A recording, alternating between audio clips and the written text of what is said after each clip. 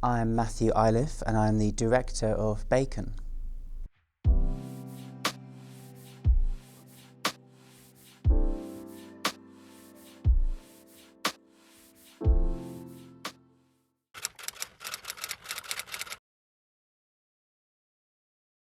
I was thrilled, but also completely surprised. I had no idea that when we first made the show that I would even make it once more, let alone be here kind of 3 years later on the other side of the world, remaking this play that was first seen in a very, very small theatre in London to a lot of acclaim. But if you'd asked me 3 years ago if I would end up in Seoul, I would have told you were mad. Seemed impossible. So it's a kind of dream come true, really, to be invited here, and a real privilege.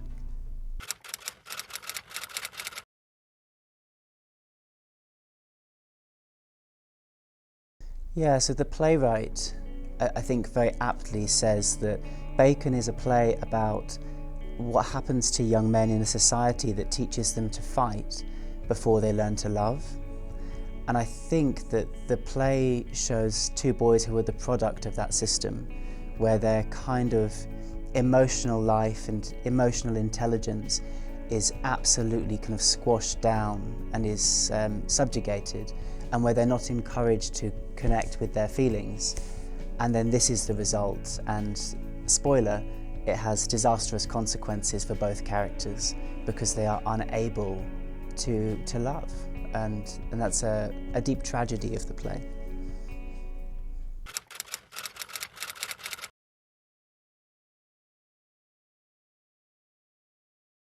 It's really hard to say that I gave extra thought to anything because that would presume that I have a knowledge of Korean culture that I simply don't.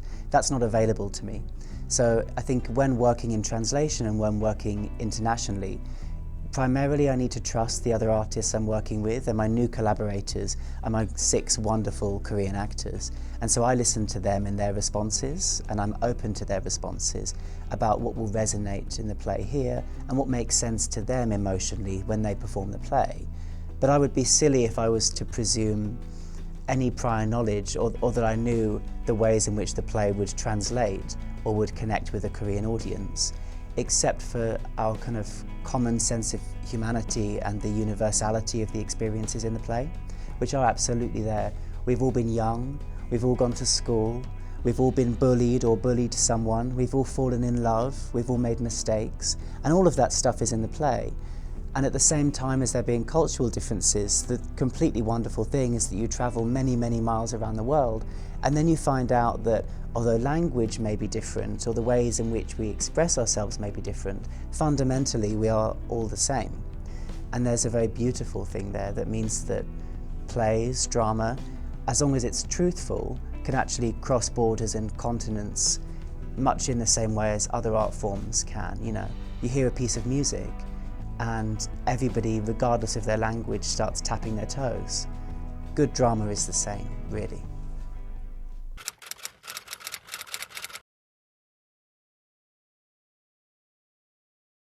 Well, I expect and hope that they will love them both, but that love itself is a kind of radical thing, because in the play some really awful things happen, and in particular one character does some pretty terrible things to the other one. But I think and hope that they will love both of them, because I think deep-seated in the play is a really radical, beautiful empathy, particularly for young men, and particularly for young men that very often as a society we choose to kind of villainize and victimize, rather than having a kind of understanding and empathy for the experiences they have and how they might be the product of the society that has made them.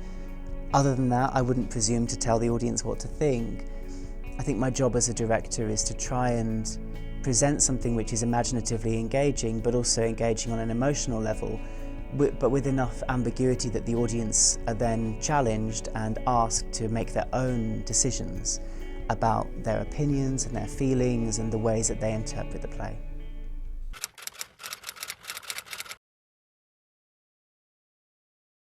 It's my first opportunity to work internationally. It's a huge privilege to be invited to South Korea to come and mount the production here, and it's the first time I've ever visited Asia, so it means a huge amount on a personal level, but also professionally because I've never directed in translation before, and so it's been a whole unique experience working with my brilliant translator, Irene in particular, but also with all of the Korean creative team here, understanding how theatre works here, what the relationship with the audience is here, and the ways that kind of customs and practices are different to what we have in the UK, but by no means kind of better or worse. And in that sense, it's really expanded my own kind of personal practice and viewpoint, which is a total privilege. And also, I have such gorgeous colleagues here that it's been a complete joy to kind of invite them into the Bacon family and remake the play for a Korean audience.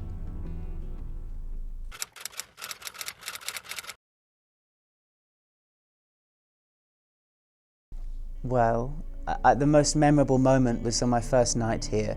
I was very hungry from having got off the plane, and I thought I'll just walk to a food market, and I discovered one of your food markets, and I sat down, and some very, very welcoming tourists were sat next to me, and they asked me if I wanted to try some of their food before I ordered. I said yes, and I didn't know before I actually accepted that what they had were chicken feet.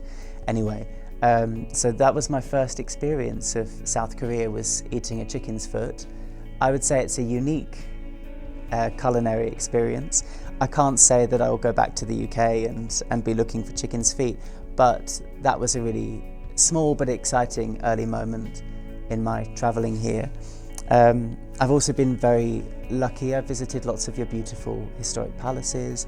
I've been to the Folk Museum, I've been to the National Contemporary Art Museum, and I've seen lots of theatre as well, and been totally thrilled to just sit with a Korean audience and have a kind of experience both with theatre here and also with the audiences here, who are very different from audiences in the UK. I much prefer them, actually. I think that they listen much more intently and they're much more focused on the piece of work that's being presented to them, so it's a real privilege to sit among them.